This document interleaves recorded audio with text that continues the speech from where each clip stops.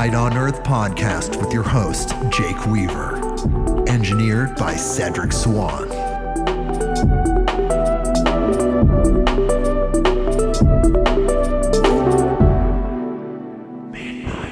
Hey, everybody. We are back with another episode of Midnight on Earth.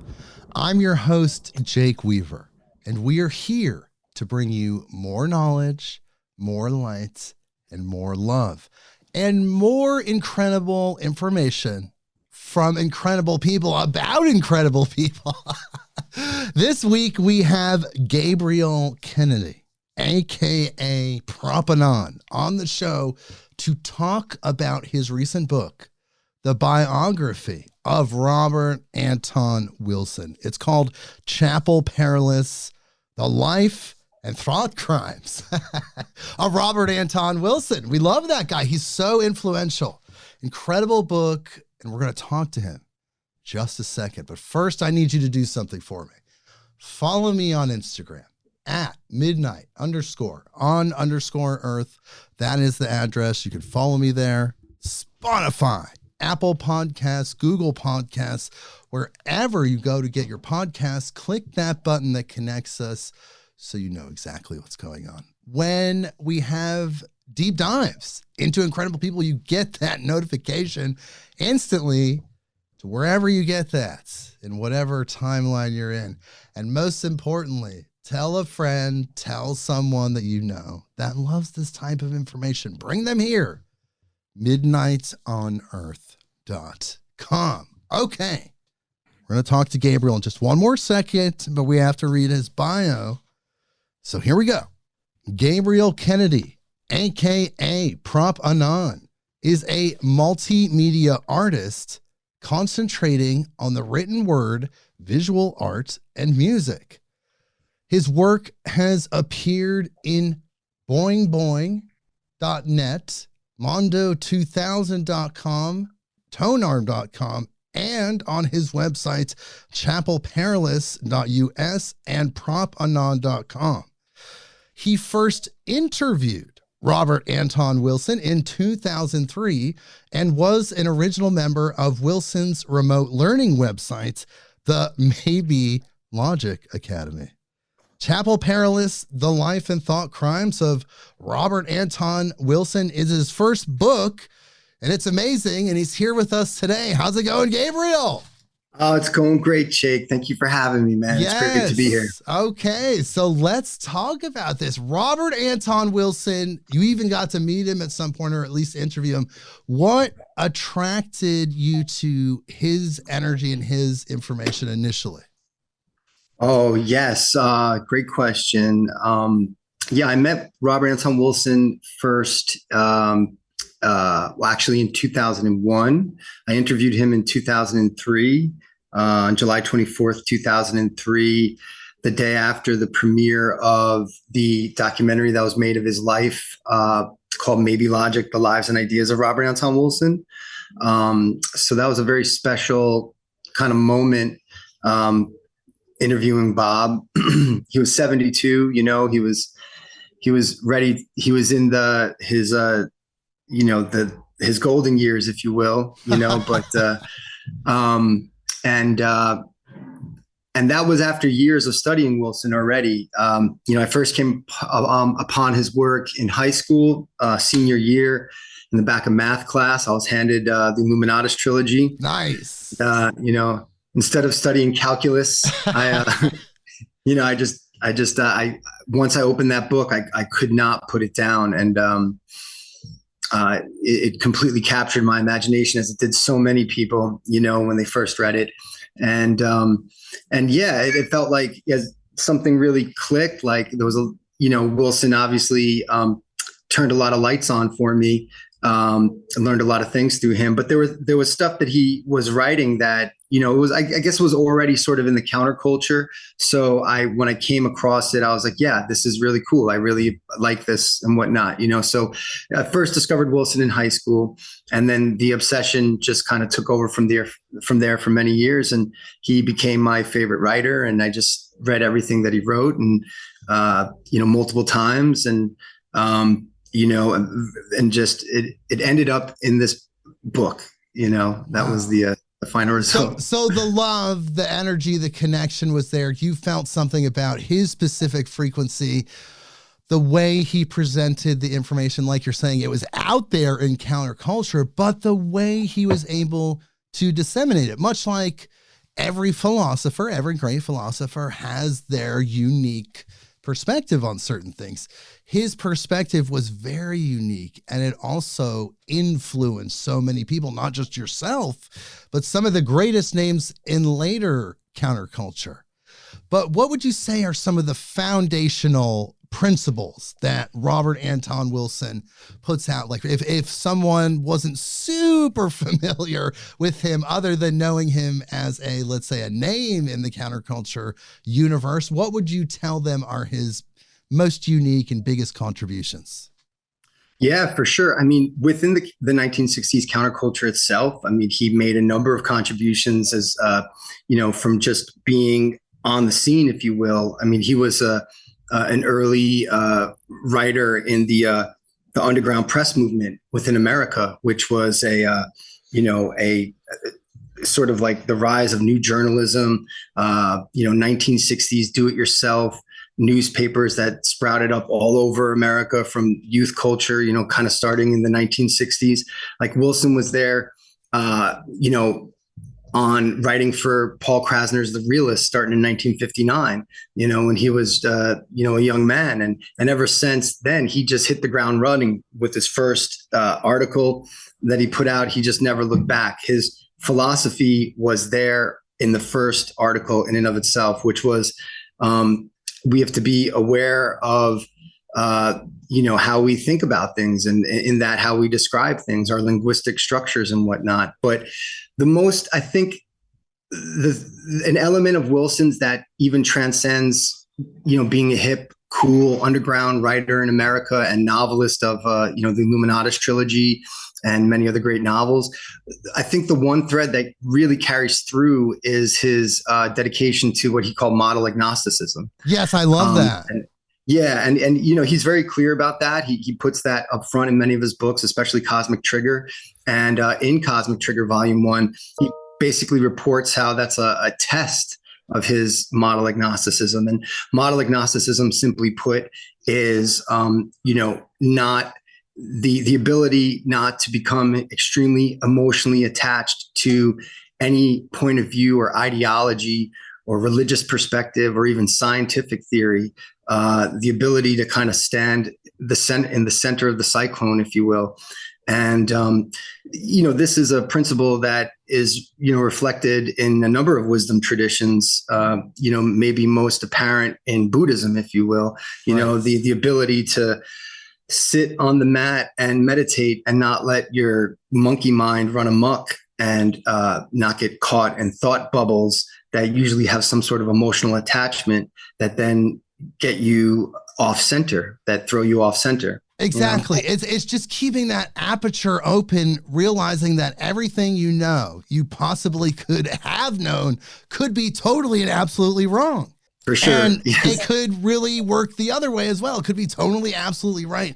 You just have to keep that aperture open, that window, that superposition, really. You don't really go in any direction. Model agnosticism. You're not saying yes.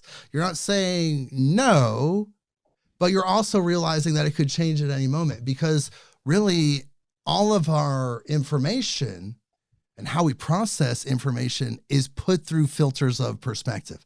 No matter how hard we try, we still put information through those filters. That's just how we exist as humans. You can meditate, you can get out of yourself, you can get your consciousness into that state of pure center and get away from the human. You get back to that light being. Still, you're still there. There's still some information going through some filters that's related to how you perceive things in that moment. So that's really what it is. It's really people getting caught up in that and him unlocking that and getting people away from that. It's amazing. Yeah, 100%. I agree, Jake. His ability to sort of ground the work, if you will, and plug it into, or motivate you to plug it into every aspect of your life, really. Because what do you do when you say get off the mat and you have to drive to work, or you have to drive to that appointment, and you observe then your own, triggers, right? That's the term, of how easily you might get upset from somebody driving slow in front of you, or not using a turn signal in the turning lane. You might get angry, and all of a sudden that Buddha nature is nowhere to be found, and I think a real value in Wilson, and a real value in Wilson's work is by setting mental exercises, reminding us that you have to exercise your brain, and not just in doing rote intellectual work, reading, writing, arithmetic, if you will, and not even like programming computer languages, learning C+ and JavaScript, not even like that, but the sense of utilizing exercises to push yourself outside of certain comfort zones to strive. And that's the whole point of this life, is you have to push yourself to it's a Sisypheus, what is the term? Sisyphean quest, that you got to keep pushing that boulder up the hill, if you will. And that boulder is just entropy. That boulder is just, the process of your body slowing down. You just have to constantly push yourself. And I mean, Wilson really embodied that throughout his whole life, even at the end of his life. As we mentioned earlier, perhaps I interviewed Bob on July 24th, 2003. And at that time, he had post-polio syndrome. Wow. So his polio had really flared up again, and he was mostly wheelchair bound.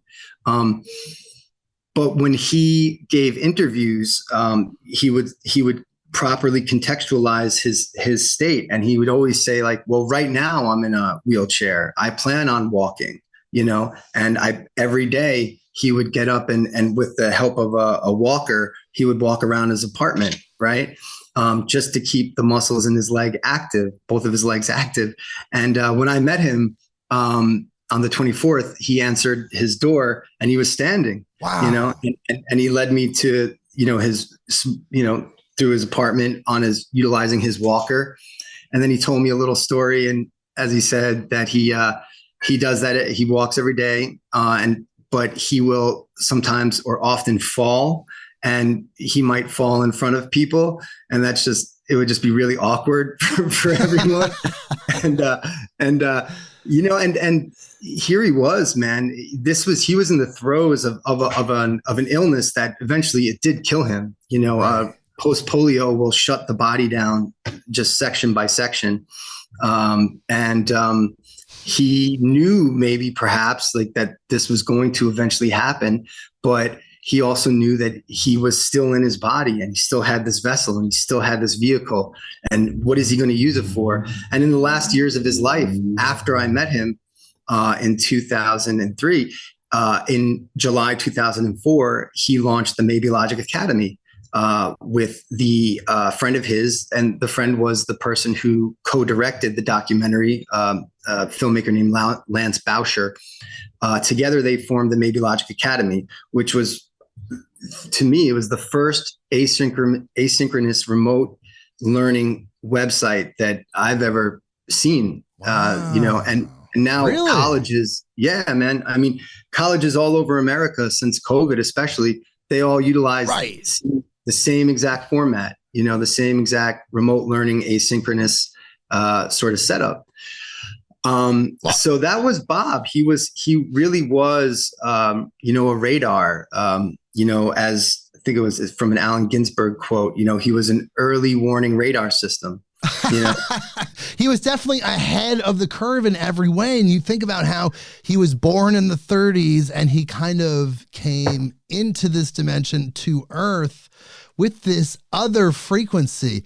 And you talked about his work early on in the late 50s. Well, he's putting out really heady progressive information. This is before the Summer of Love, the LSD experience that happened nationwide. He was at the forefront of it. So he was planting the seeds, much like Alan Watts, of this new type of consciousness and realizing that we are co-creating our own reality. That's one of his biggest, I think, contributions early on, was to start putting that concept forth without the trappings of religion or some sort of mystical connotations. He just talked about it from the perspective of the human mind and how the human mind worked, and how that power that we have to co-create that reality is so much more than we can possibly imagine. Like, we get inklings of it when we manifest things, and things happen in a way that seems to be beyond synchronicity. But ultimately, he's saying, don't even fully comprehend the power that we have to create our own reality. And he was one of the first people to start putting that out there. Heck yeah. I mean, he was, an early proponent of this sort of American existentialism. Right. It was, let's strip he was an iconoclast. And in the words of William S. Burroughs, he wanted to see the naked lunch at the end of the fork. Even though, I mean, Wilson's own, autodidactic self-education was, he provided himself like a deep, dense classical education. He was extremely well read. I mean, he went to Brooklyn Technical High School, which is still one of the most competitive high schools in the country. In New York, it's pretty much Brooklyn Tech or Bronx Science, and maybe Stuyvesant. Like, those are like the tops. And I mean, and he got in purely on his smarts, because he grew up in a poor Irish American ghetto in the South Shores of Brooklyn, like still remote Brooklyn. And there wasn't really much hope for someone like him, really, to be real. And, especially, some of the best jobs one could have coming out of that area of Brooklyn would be to work for the telephone company. Right. Or some trade job, essentially. Yeah, and work on the docks. His dad worked on the docks, and I think Bob got a job on the docks for a spell as a teenager. But by going to Brooklyn Technical, that gave him the beginnings of an education in engineering, which was Wilson, as I put in my book, Chapel Perilous. Wilson is kind of like this embodiment of the nuclear age. Right. And he comes about when the nuclear bomb is being tested. He's born during that time. And then, of course, 2 atomic bombs were dropped on Nagasaki and Hiroshima, killing nearly 200,000 people, at the end of World War II, when America did that. And Wilson recoiled in horror at this move done in his name, in the name of America. Right. And this is something like America, it's not even in our education to feel one iota of generational guilt or sadness about killing hundreds of thousands of innocent people, regardless of whether they're enemies, we're fighting an enemy nation or not. Like, these are human beings who have no stake in the game. Total innocence. Total innocence. And sadly, this still continues in the world. And, Wilson was extremely struck by that. He was horrified. And it sparked off a lot of anxiety in him as a youth. He was already born kind of in an anxietous, environment anyway. And but he was born with a gifted mind. He had his family told me that he pretty much had a photographic memory. I think they call it like an eidactic memory. Don't quote me on that, but he had a photographic memory. So Bob could read a page and almost just read it back to someone, wow, from hand. So he was gifted with a great mind, and he was able to utilize that to really, he's an epitome of someone pulling themselves up by their bootstraps, truly. And, but he, some people talk about pulling yourself up by your bootstraps, but they have some kind of trust fund that they're relying on. It's very easy to judge poor people, but Bob truly, there wasn't much hope for him. and he had polio. He never got the vaccine from Jonas Salk because he was infected with polio before the vaccine came around. So he was relatively healed through what's now would be considered an alternative medicine, which was the Orgone. Well, even before that, his mom brought him to a doctor who specialized in this thing called the Sister Kenny method. Oh, right. Yes, I remember this from the book. Yes. And so this was basically a method that would be considered body movement therapy today. At the time when Bob was infected with polio, the only medical advice was complete immobility. Keep your kid laying down. That's it. God. Maybe use crutches, whatever. And Bob's mom found someone who practiced the Sister Kenny method. And this method emphasizes the exact opposite, emphasizes movement of your body, movement, stretching your limbs, because polio will cause muscle spasms. And then those muscle spasms will eventually just recoil your muscles and your body will just, shrink up. And so for the rest of his life, Bob did these muscle stretches, just sort of like one thing that he describes as a child. His mom told him, even when he was walking, there was a way that he could walk on the curb to sort of lengthen his hip muscles. So here you have this child who is practicing, he has body awareness practice without even realizing that he's really doing that.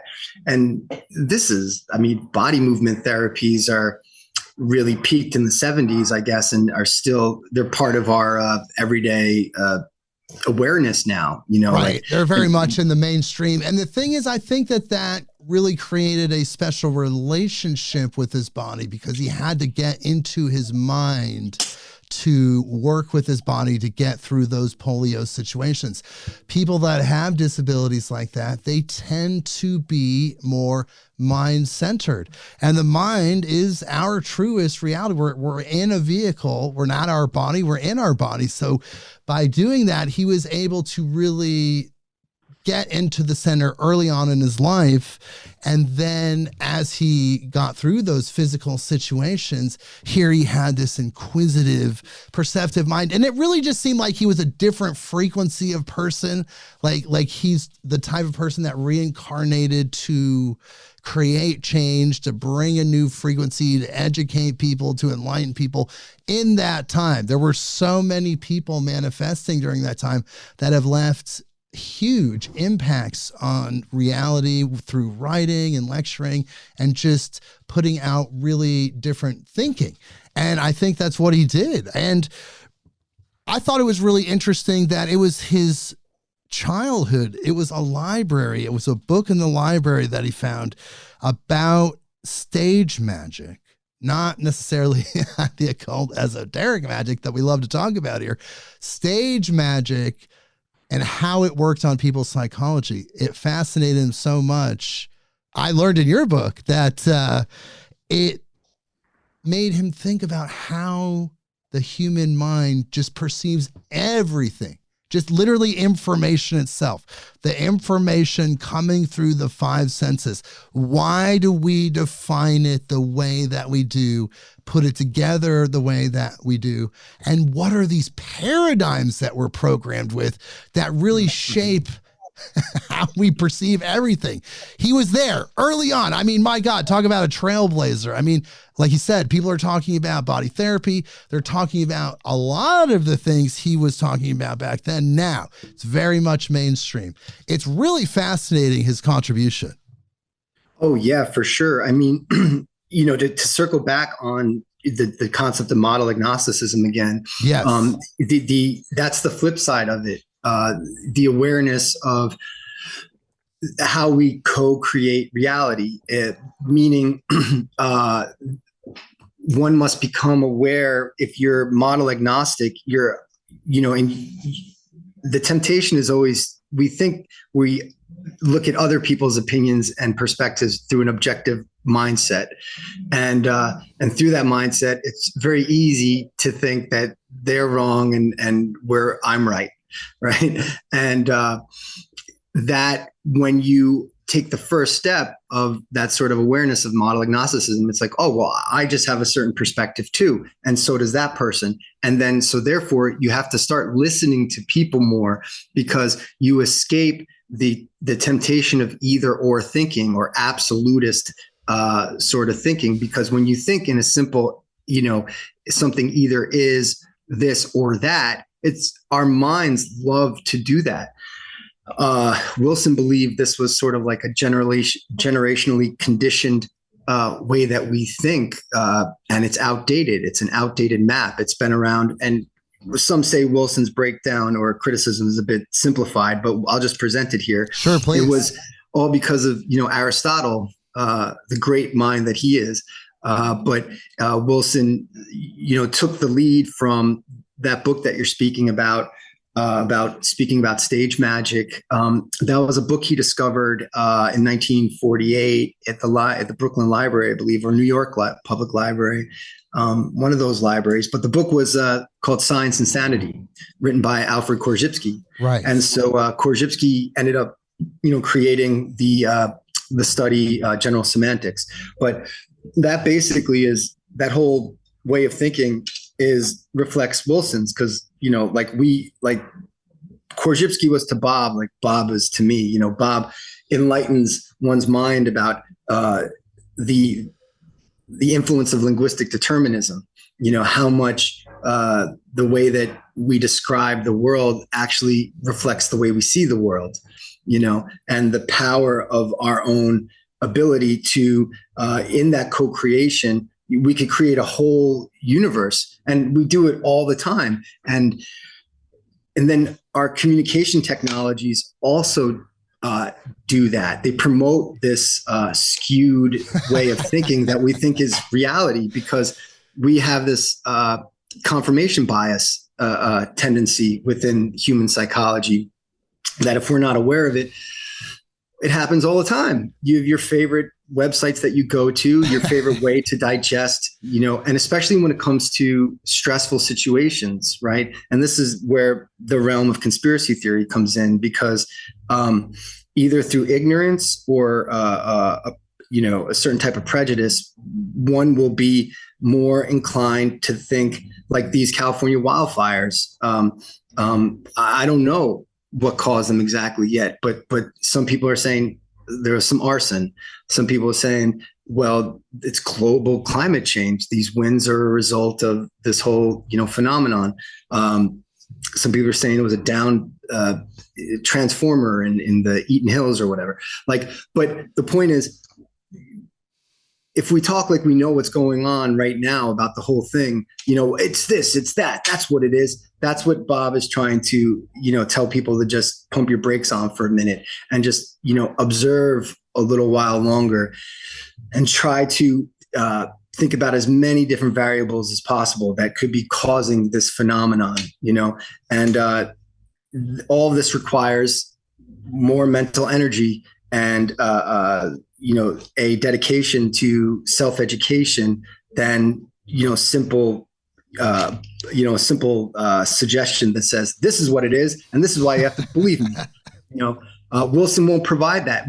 And in that book, in the Science and Sanity, where Wilson loved this kind of quote from Korzybski, where Korzybski is talking about the stage magician, how every good stage magician knows the audience wants to be fooled, right. And is desires this magic, desires this sort of seemingly supernatural appearance. It's better than like seeing, oh no, that's how he did it, and he did this, and he turned the cup around, and he was holding the hand.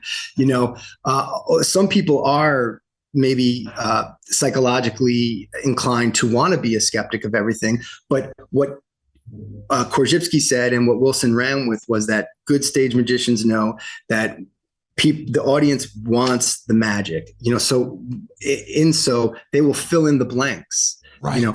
So, there's and Bob was constantly about that. Like he put, he showed you simply, even in the book, The New Inquisition that came out in the mid 80s, he put a little pyramid up and basically, I forget what he wrote, but it was like, this book is great, or something like that. And when you read it, and it happened to me the first time, I just saw, oh, this book is great. And that's not exactly what he said. I'm paraphrasing, but you see what I'm saying. He's like, now look at it again. Right. And he said, do you see anything else? And then that's when I saw, oh, he wrote is twice.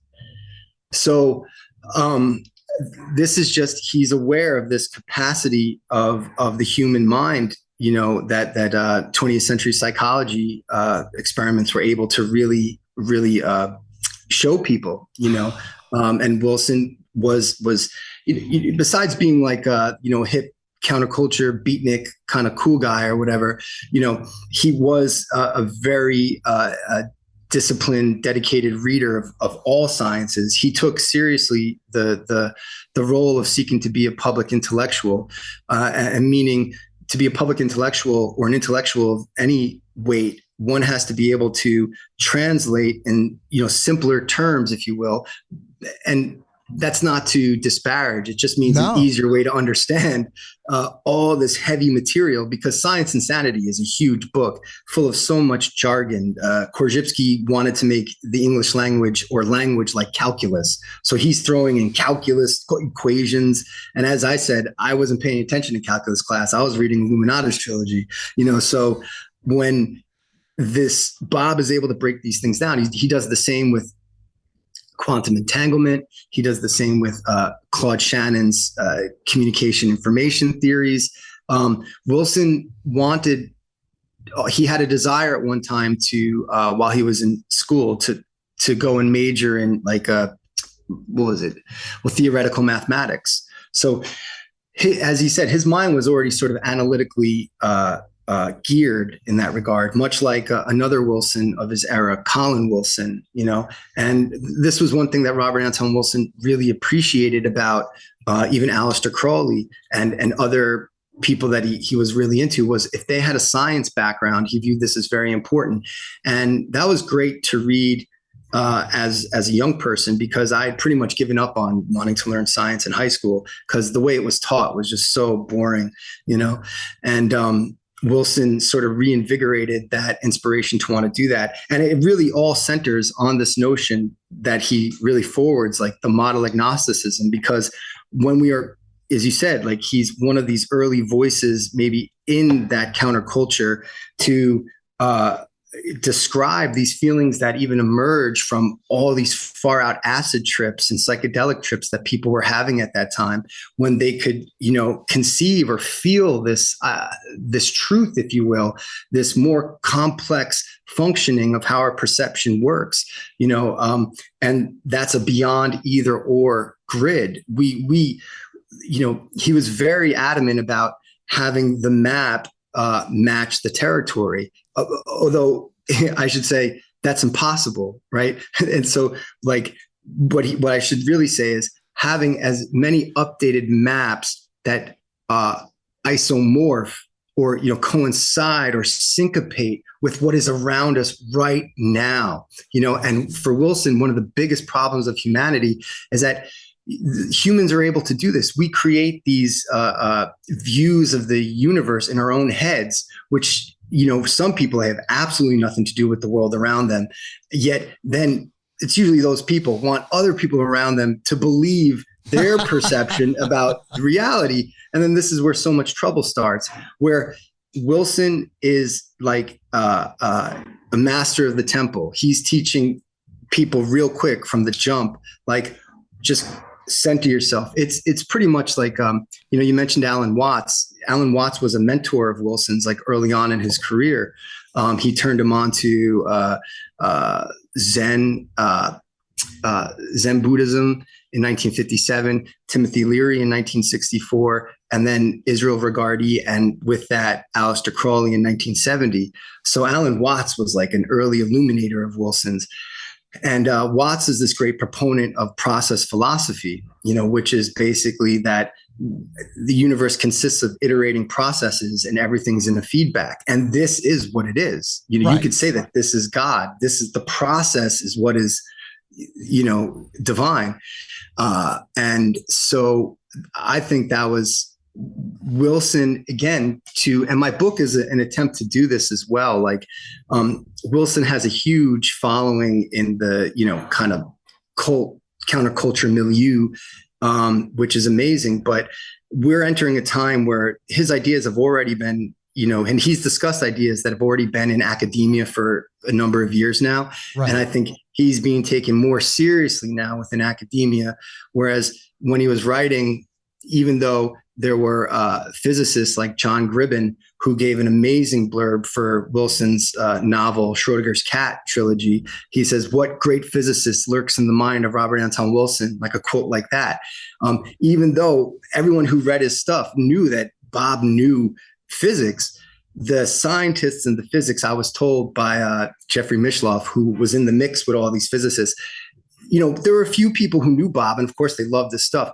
But because Wilson didn't have PhD at the end of his name, because he was not a particle physicist, or, like say a Fritjof Capra, who was a physicist, and then he wrote the book, The Tao of Physics, Bob didn't sort of get that same pop, which is unfortunate because according to Bob's friend and particle physicist Saul Paul Sarag, Wilson is the first popular writer to properly document all those early discoveries in quantum entanglement that was happening in Berkeley in the early 70s. Wilson put that in his book, Cosmic Trigger. Wilson was writing about the experiments of John Clauser and I'm forgetting the other two people's names. Elaine Aspect. He was writing about their work in his book, Cosmic Trigger. And that was the work in 2023 that won the Nobel Prize in Physics. So, wow. Yeah. So, he has an incredible career. See, he is much like us, it sounds like.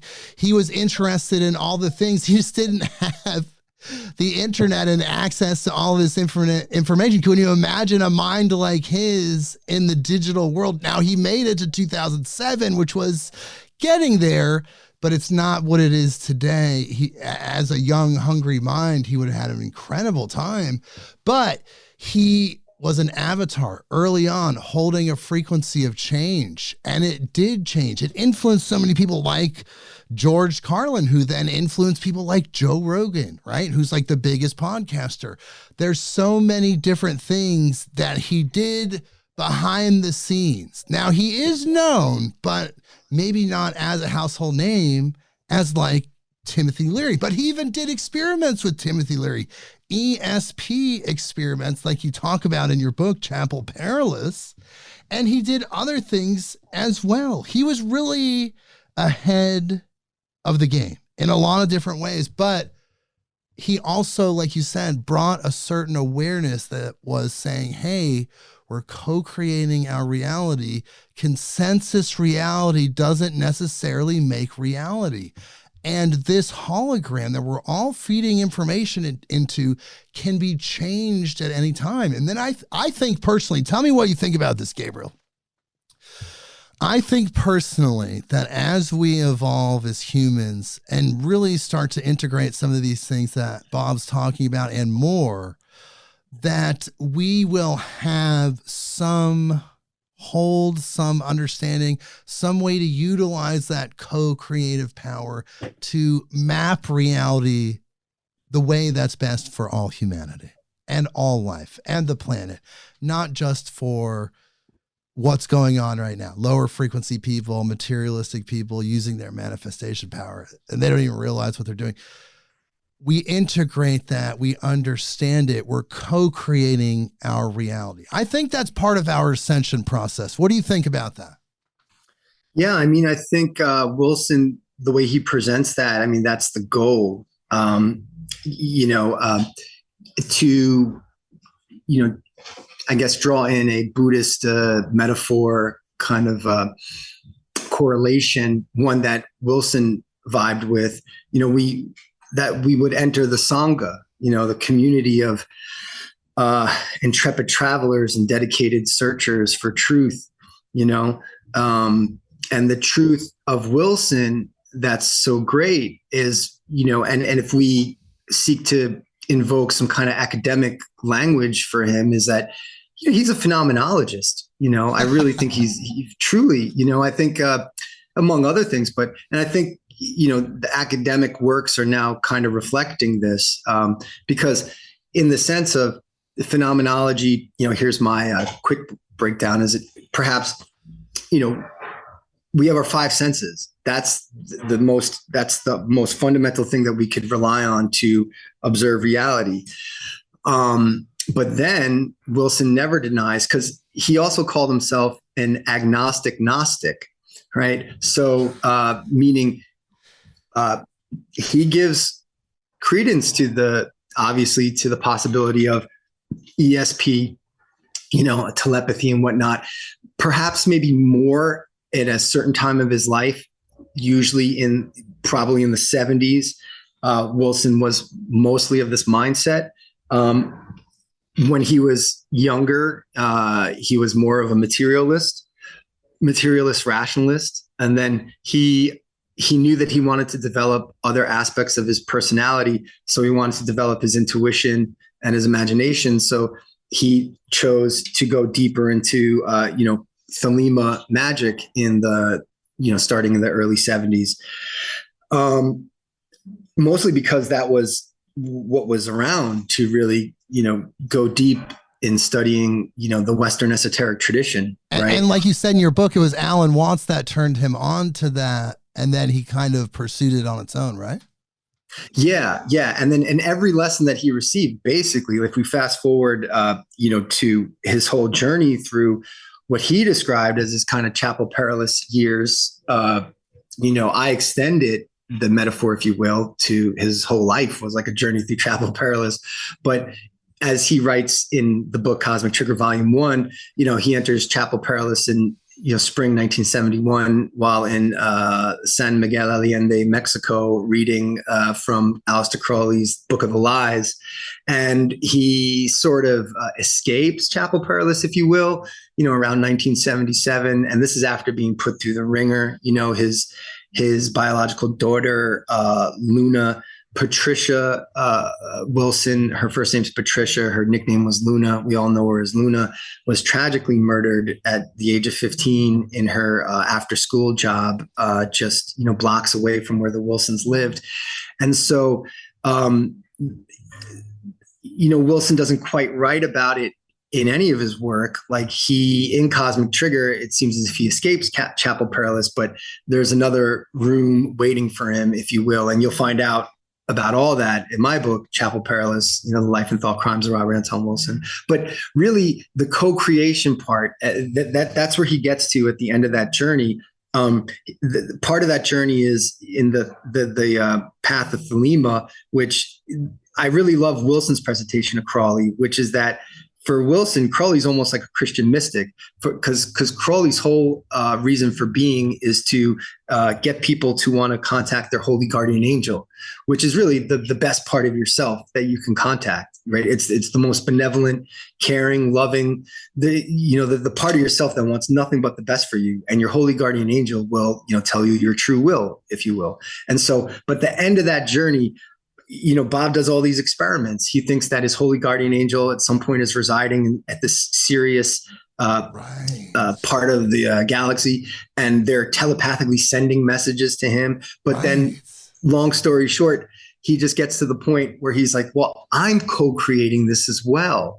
I'm also co-creating the form of the holy guardian angel. And he settled on a 6-foot tall white rabbit from County Kerry, Ireland, that named Harvey, that he saw in a movie called Harvey, which was a comedy. But one of the characters in the movie is Mr. Wilson. And, Bob he writes about in Cosmic Trigger, a major synchronicity when he's just watching this film. And then he just happens to be on the scene when Mr. Wilson comes upon a book, and the book is defining what a puka is, which is what Harvey was, an Irish mythical creature, the puka, right?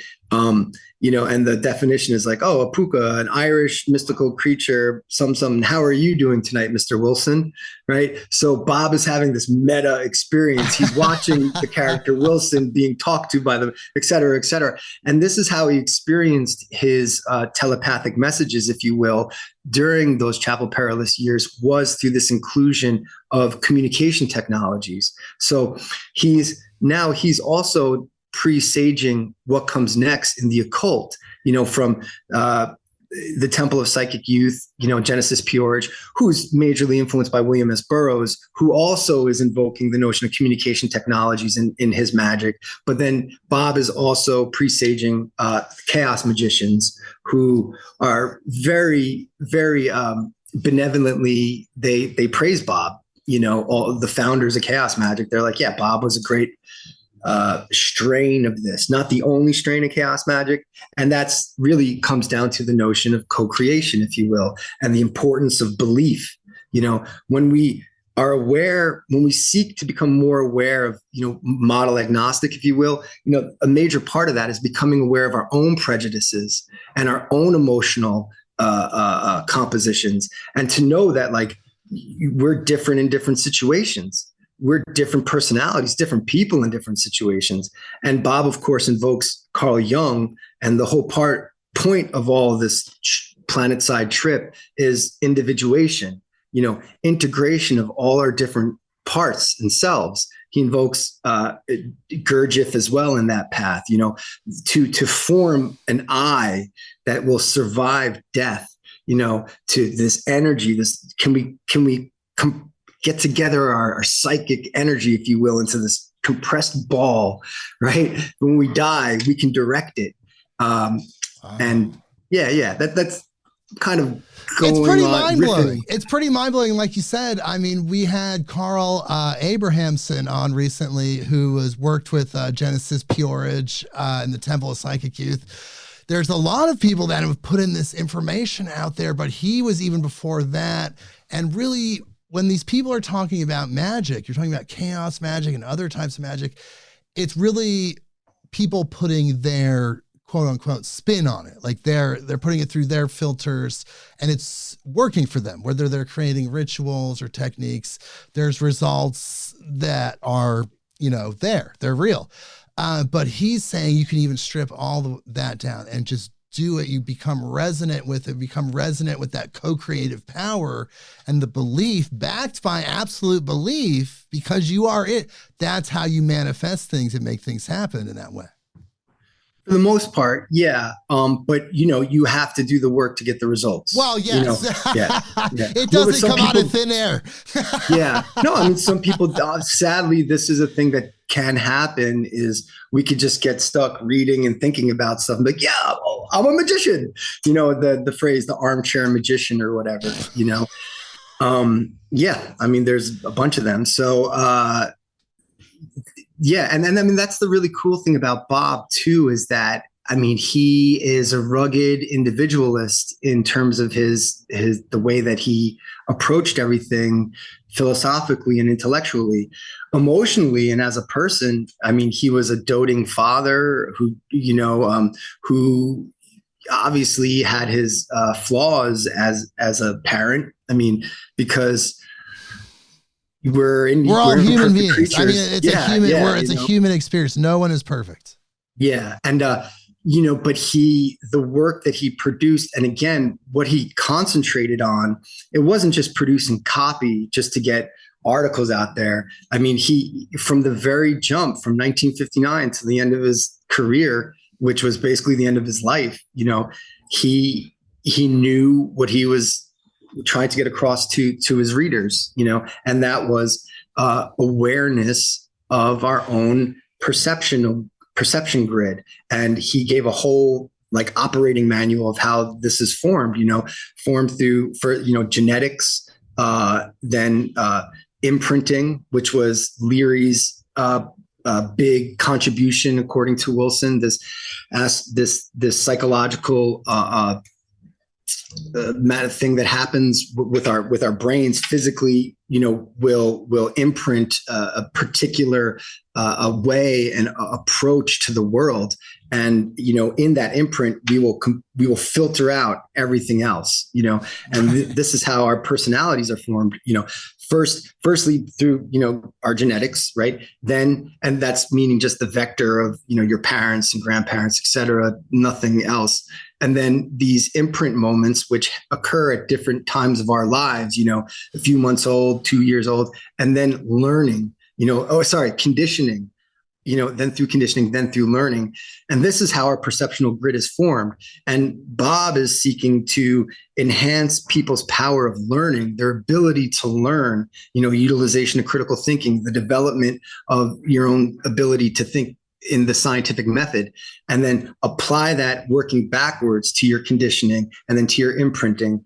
And he thought that Leary, and this is why I thought Leary's work was so important, Leary's philosophy based off his use of psychedelics was Leary believed he could re-imprint. People could be re-imprinted through the use of psychedelics. I agree. And, there's a lot of supporting evidence for that, if you will, I think these are great contributions that I think are being discussed in the mainstream. Totally. I mean, now psychedelics is like a commercial enterprise. So I know, isn't that amazing? I mean, I just did an article. We covered an article about the legalization of psychedelics that's coming in New York, even. We're DMT, and ibogaine and things like that. Ibogaine, really? Wow. Some of those, they're voting on it. Let's pray for it. But the bill passed. I mean, they're going to vote on it. It's already legal in Colorado. And when I think about psilocybin and psilocin and ibogaine, yes, those are great. But when they talk about legalizing DMT, I'm like, okay, that's Pandora's box in a good way. Yeah. Because that's like LSD, it's going to give you all the insights of LSD and more because you're going directly to that place. You're directly experiencing 5D, 7D, wherever your consciousness goes. And that's going to be huge for people. And it's all because of the foundational work that people like Robert Anton Wilson did. They laid the foundation. They took the hits. Let me tell you, people, as you outline in your incredible book, they took the hits for us to have this experience. Now, cannabis legalization. He was a legalization proponent back in the 50s. All of this was happening then. Look at it now. This is because of his work. You could say even his sacrifice, but thankfully, we're still talking about him. And again, your book is amazing because I felt like it's exhaustively researched, like literally every aspect of his life from birth until his graduation into the next dimension is highly detailed. The relationships, what he learned, how it shaped consciousness and what was going on in the mainstream world. It's all in there. You did a fantastic job on that book, by the way. Thank you, Jake. Yeah, I appreciate that.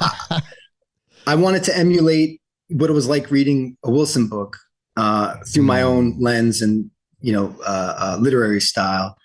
But yeah, I was aware too, I wanted this to be a biography, and of course biographies include, the life and times, but I wanted it to also sort of be like a micro history, to show the epic journeys of everything, and everyday life is full. Wilson wrote this, I think, go out there today and look at everybody, as heroes and heroines, walking with their own battles and scars that they've been given. The fact that we are all able to get up in the morning and face the world is heroic in and of itself. Because again, Wilson as that generation of American existentialists, and he should be regarded as such and, studied as such, because he provided a great way to be an existentialist today, which is, no adherence to a map. However, don't ignorantly say, I'm beyond that. I'm over that. You really have to know, you have to graduate, as you said, so, you want to learn how to drive a car. Well, then you have to learn the engine. And we have the privilege more and more to not have to go under the hood, if you will, for a lot of things in our lives. They're sort of automated, and AI is sort of going to bring the next stage of that, where it's automated everything. But what happens when your car breaks down and you don't have the money to take it to a mechanic? Luckily, we still have manuals. We still have a mind to deconstruct things. 100%, Yes. and Wilson is a total proponent of that, a great reminder of that. He is a forerunner in the American, at least late 20th century, DIY, do-it-yourself movement. But what you learn reading my book is that Wilson is part of a lineage himself, and he makes that very clear. And it's so great to learn the lineage that Wilson is a part of. He invokes the American individualist anarchists, people like Benjamin R. Tucker and yes. Lysander Spooner and Josiah Warren, the great Josiah Warren. These were, American thinkers who came about in the kind of early 1800s, mid 1800s, in that kind of time period of American agrarianism, where that hope of what Thomas Jefferson was talking about, where America would truly be a nation of small business owners, of which that will bring about a certain economic, parity and equity, of which we don't exist in at all right now, because corporations are considered individuals. I know, it's insane. And even though the world has seemingly gone in the opposite direction of what Wilson's visions for humanity were and could be, it's even more important to read someone like Wilson and to read about Wilson, because he's not Pollyanna-ish, pie in the sky. He's very aware of the, as Gurdjieff called, the horror of the situation. Wilson is aware of how horrible death and poverty and all that stuff is, because he grew up in it. Right. He was not, he had to bear the burden of being what he called in one of his articles, there are the early articles, people who matter and people who don't matter.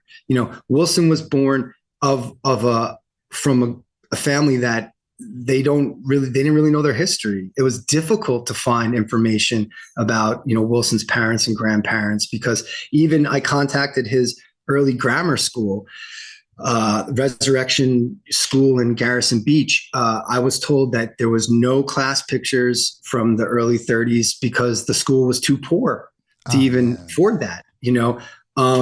I went to Garrison Beach, when I got the deal, and I looked around, and, it was still very remote. And I heard stories about like how it was, I went to the library there, and it was very funny when I went to the library that day. For some reason, on the to-go counter was a whole bunch of Aleister Crowley books. And I was like, what are they doing there? And like, oh, someone ordered them. They're going to come in and pick them up. I was like, that's interesting. And I asked them, I was like, do you have any Robert Anton Wilson books? And they're like, no, we don't. And so it would be great if we started a campaign to get some Robert Anton Wilson books in Garrison Beach Library, but just, the point being like, Wilson just evolved through these amazing stages of 20th century America, and he spoke about that. It wasn't just him. Everything, what he called the jumping Jesus phenomenon, like this exponential increase of information where it's reaching what Ray Kurzweil calls the singularity point. Right. And it's funny because Ray Kurzweil said that the singularity is going to come about sometime in 2045. If you read Prometheus Rising, like pretty intensely or whatever, you'll see that Bob's schematic goes to around that time, 2045. Things are just going to be mind-blowingly, we can't even keep up. Wow, yes, absolutely. And it feels like that now, really, doesn't it? Like, so Wilson, he was part of it. He was in the mix. He was on the wave. He bought the ticket. He took the ride. He was not just a spectator. I mean, he was a co-creator in his culture as well, but he was also part of a generation and a culture of people who were talking about this stuff. But Bob just had a really unique and hilarious way of doing it. So funny, in fact, that the greatest stand-up one of the top three greatest stand-ups of all time, George Carlin, Right. was a fan from 1959 to the end of his life. I mean, there's not a better endorsement than that. Exactly. And like we were saying, he influenced Joe Rogan, which is influencing millions of people to this day. He had an incredible life. That's the thing. He was there, and it must have been so weird to have that frequency of mind in that time, but yet he did give so much. And this idea of quantum psychology as well. Like, that's really what he was doing. He's trying to just get us to think, I think, critical thinking, and just really think about what's happening. And as we approach this technological future, because like you're saying, the advancements by 2045 are going to be incredible. We just covered a story recently where Google announced that they have a quantum computer chip called the Willow chip that can do a computation. And tell me if you know what this number means, because I still haven't figured it out. A computation that would take 10 septillion years down into 5 minutes. So never even heard of that number. I'm still trying to figure out what septillion is. I think it's a 7. There's something's going on in there.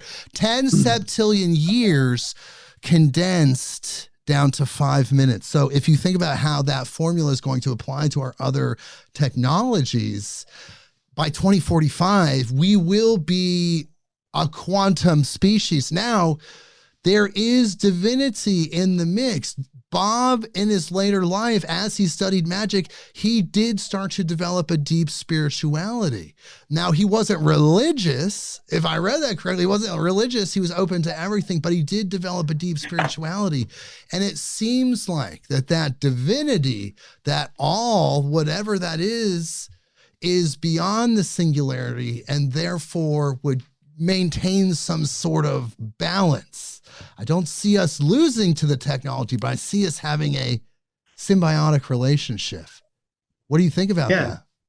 Yeah, for sure. I mean, I think Wilson would be open to that. Definitely. No one can speak for a dead man about what they would think exactly today, But if I hazard a guess, I mean, I think that he would be interested in the concept of sort of what Ben Goertzel is seeking to put out there, or is putting out there, like this notion that, we're programming our AI right now, and right. It's extremely important to it's like raising a child. Like, do you want to raise a horrible, abusive adult who's going to treat you badly? Well, sure. Feed that AI nothing but war, show them how to kill families when a person is exiting the building or whatever, that's right. Being done. AI little robot dogs, they're being made. Those won't be fun to deal with, it seems like. But then, of course, Wilson would draw our attention to all the amazing things that AI is already sort of promising. Of course, everything is complicated. And when it's a sort of a quantum leap, if you will, to utilize that metaphor, another stage of human development.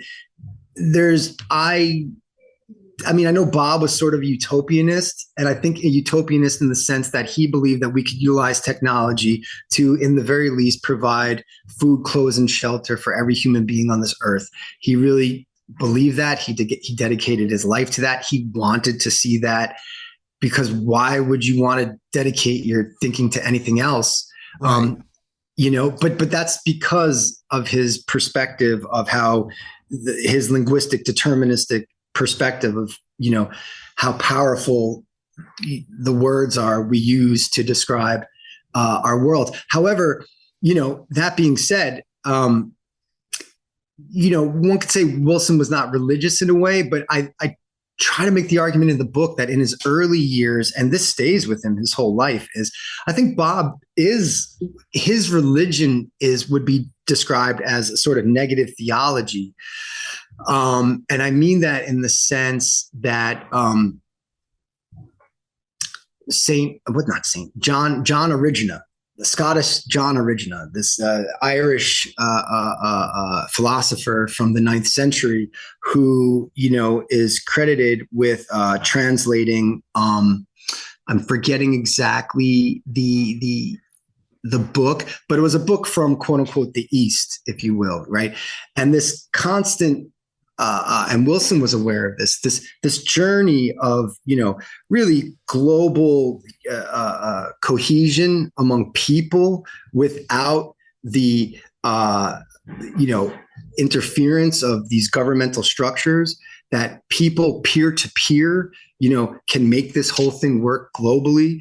And when we open our hearts, minds, and eyes and rid ourselves of bigotry, because Wilson he's a realist in all this. He knows, he puts it out. Every human being is raised to be a bigot, right? It takes education to move yourself from certain bigotries. Like, you could be a bigot about straws. You could be like, I hate straws. They're the worst. Why do you hate straws? I don't know. So Bob will ask you to examine these sort of things, and to constantly seek to get to this realm of what already exists. Can we catch up to this? Like your screen behind you, right? Like the complexity of all these galaxies and stars and systems that already exist around us. It's just a matter of, are we able to lift the veil of our own perception to take it? Like in that movie, that Darren Aronofsky movie, Pi, the lead character of that movie, the mathematician, his brain is working overtime. He figures out like the secret of pi. He sees God, but it's too much. And so he gives himself a self-lobotomy, this notion of, Bob is continuing the tradition, the same, and he would coalesce it, with the tradition of science and the tradition of magic and the tradition of wisdom, of yoga and Zen meditation. Anything that's about stretch yourself, right, little by little. Don't drive yourself crazy, but in order to really stretch yourself, you can. But you really need to do the knowledge. If you really want to do this magic stuff, says Bob, well, study science. That's what Crawley said. He was trained in organic chemistry. Understand how the scientific method works. The term "do your own research," Bob was about that. However, how are you doing your research? How did you learn how to do research? Research is a skill. It's not just something that happens. You have to, and if you utilize scientific methods, it'll make your research better. And so the importance really for Bob is, in the least narcissistic way possible, look at yourself, man, and study your own prejudices, see what you get emotional about. And that's not saying you could be more right than someone you're talking to about one specific thing. However, there could be some things that you never knew before, which, if you really take it in, adds another layer of complexity to the situation. So here's for instance. I think that kind of says what I'm getting at. And when Wilson, so this notion of negative theology is basically any word we use, like a sort of positive theology, which, we'll just say Christianity went to, also because of Thomas Aquinas, this idea that one has to be something. So you could speak about God as if God gave you the words to speak, but negative theology is like any word we use does not describe the immensity and the complexity and the enormity and amazingness of God. And of course, he puts God in quotes because it's already a loaded term. We've culturally built up this whole notion. So Bob is constantly trying to, just take off the extraneous parts, strip down the things we really don't need, and then pump up the stuff that really rocks, Right. And I think that he wanted us to connect and realize, I think, the greatest thing, that we're all one. Some people will say it's because of the light being aspect that unites all of us, but truly humanity is one and we co-create our reality. Now, if Bob were here today, what do you think he would think about this world? And what do you think he would want to tell people about today? Like what would he say the most, do you think? Just based on everything that you've learned. Right. I mean, again, I'll repeat, it's hard to speak about what Bob would think today, honestly, because he was constantly evolving himself, right. As an intellectual. But based on what he had written, I mean, I think he would be consistent, and he was consistent throughout his whole life and career to be, against the military industrial complex in whatever form that takes, in whatever country it's being who buying the bombs from. It's still the military industrial complex that's winning. Raytheon is winning from every single war that's going on. Bob is extremely aware of that. And I think that he would really put that out there. Like, this is a problem. Like he's a great voice for just, hey, kick back and relax and things are going to be okay. But at the same time, because he's a great vessel of paradox, right? In the best sort of way. He was also an activist, like boots on the ground, shoulder to the wheel. He got arrested in a civil rights demonstration while he was in Yellow Springs, Ohio. He was there multiple times, as I reflect in the book. He marched in 1967 around the Pentagon and smoked a big fat joint, during that demonstration where they levitated the yippies levitated the Pentagon. Bob was at smoking weed on the steps of Santa Cruz City Hall, in a wheelchair.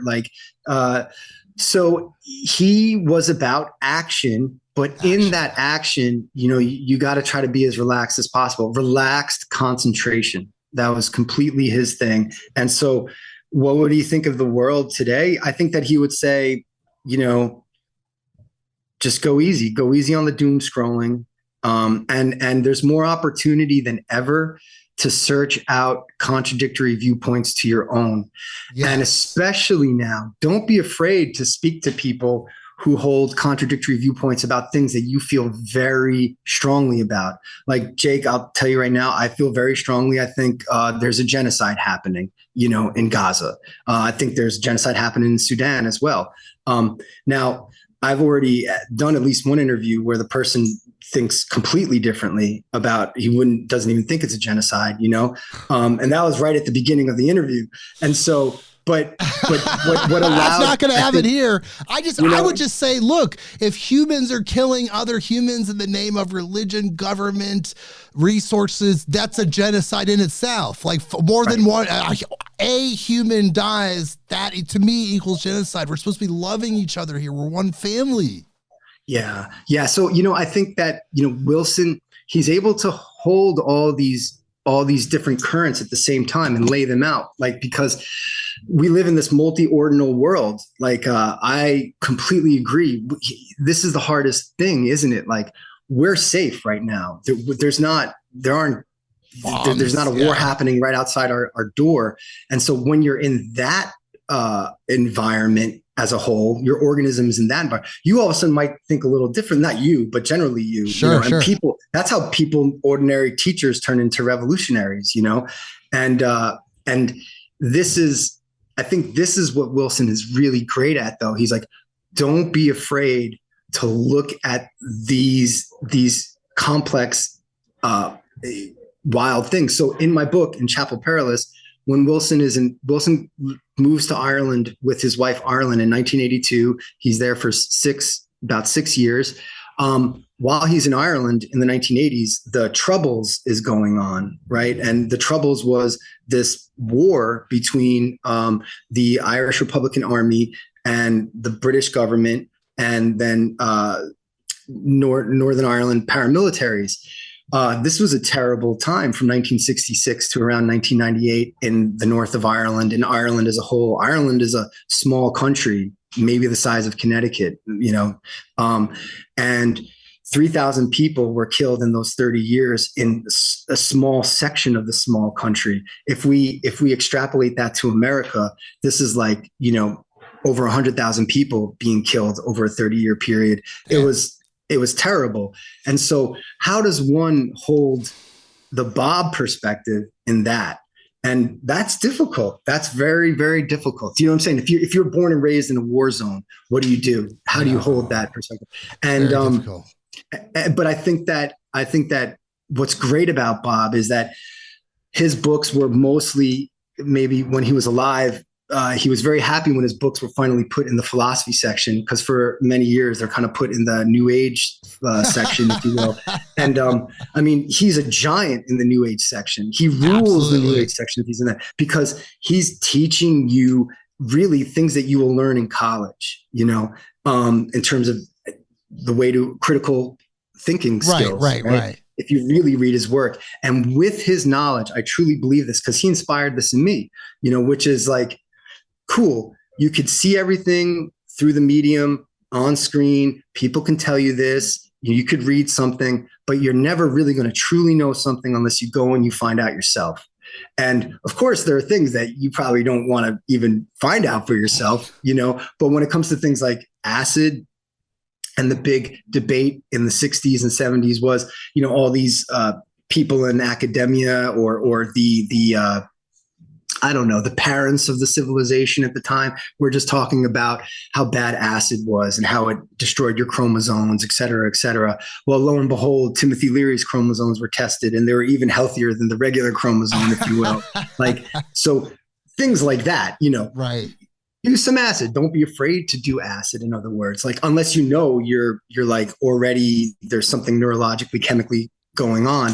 But my point is, Wilson inspires the adventurous spark in every person. And this is why he's important to read beyond people who already know him. And I hope my book puts this out there. You're given one life for all we know. We could reincarnate, but we don't totally know. When we have right now, make the most of it. That's it. That's his, I think that's his clear message. And, yes. But train yourself.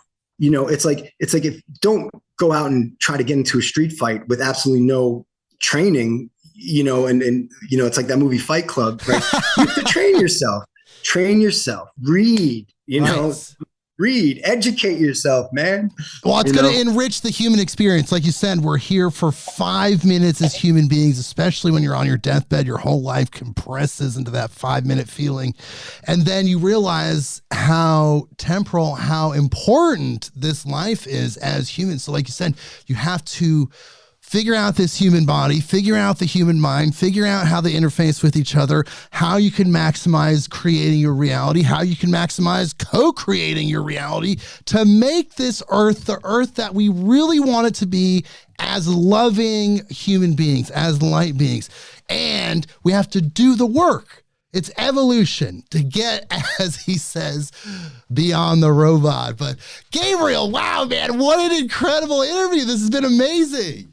Right on. Thank you, Jake. Yeah. Thank you for having me on today, man. No, man, it's been amazing. I want to tell people, get the book. If you love Robert Anton Wilson and you want to know his complete story and pick up little tidbits about other people, other notable people in the occult, psychology, other things, Chapel Perilous, The Life and Thought Crimes. I love that title. I'm just going to say it again. Chapel Perilous, The Life and Thought Crimes of Robert Anton Wilson, the legend who committed his life to service. Look, I'm going to say he had some fun, but he committed his life to service. The website, if you want to just go to the website and check it out, chapelperilous.us. And there is a Substack if you want to check out Gabriel Patrick Kennedy. You put in Gabriel Patrick Kennedy in Substack, you'll find some articles there. And you know how much we love podcasts here. He has a podcast, the Prop Anon podcast, where he goes even deeper, I'm imagining, deeper and deeper and deeper into these things, which is so amazing. So check out all of those things, people. And Gabriel, before we go, is there anything else you'd like to say to our audience? Oh, yeah, for sure. I mean, Jake, thank you again for having me, man. This was a blast. Yeah, this was a great talk. I guess just the final note of why Wilson is so important is the communication is key. We have to learn how to communicate with each other and ourselves. That's the only way we're going to save the earth, if you will. When there are crises and national disasters going around. Nobody is asking for your qualifying, aspects of self. It's communication. Let's solve this problem. Let's make life better for each other. And Wilson was all about that. He wanted good food, clothes, and shelter for everyone, the end of hunger and clean water. And I think that he's great for that. So thank you for having me again, Jake. Yeah, it's been amazing, Gabriel. We're one human family. Let's love each other, activate our incredible powers, and again, create the world that Robert always talked about. And thank you again, Gabriel. Please hold through the outro music, and everyone else, check out the book, the website, and all of those things. And we will see you next week. Midnight on Earth.